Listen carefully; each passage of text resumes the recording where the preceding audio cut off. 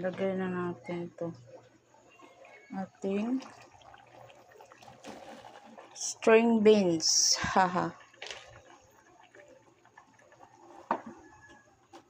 Dami sitaw. Oh. Kunting kulo na lang yun. Malambot na yung ating kalabasa. Lagay na natin yung ating itong ating tuyo na galunggong. Diba? Wala naman tayong ibang isahog, kundi ayan lang ang mayroon. Dilis sana. Wala naman tayong dilis. Kahit ilagay na natin yung ating pinakagata. Magsasya na lang tayo, guys. Ayan.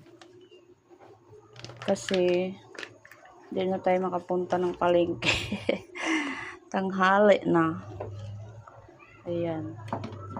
Kuluan na lang natin yan. Ayan na, luto na yung ating laigo. Di natin yung haluin yung baka madurog yung ating tuyo. Basta ang importante na luto na yan. Hindi siya malapot. So, tama lang.